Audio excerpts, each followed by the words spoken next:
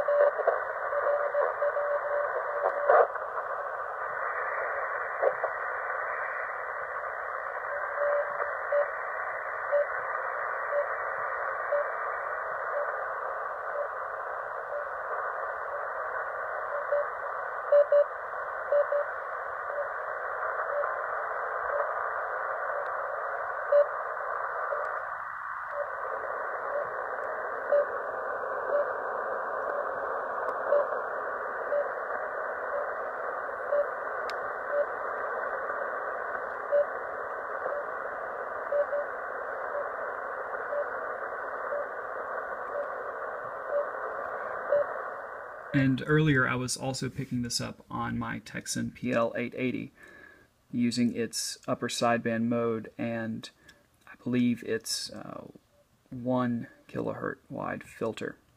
So you don't necessarily have to have a high-end receiver to do this sort of utility DXing. You just need to know when to listen, know what frequency to listen to, and know what to listen for. In the case of RWM Moscow, there are very specific telltale signs that what you're hearing is RWM.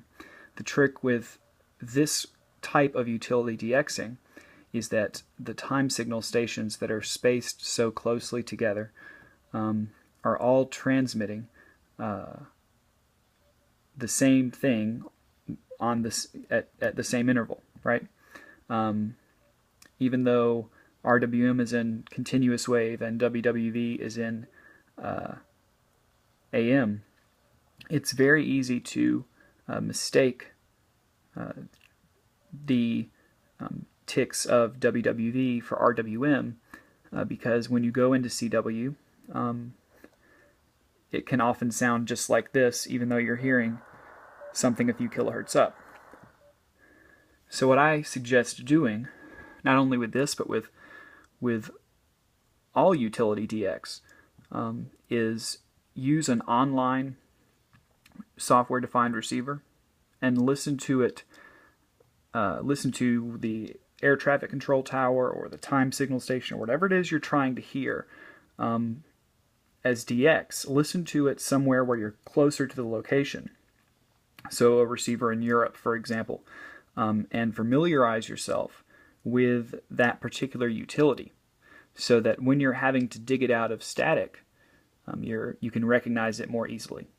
This is just one of the strategies that I've come up with to catch this particular kind of DX. All right, thanks guys, 73.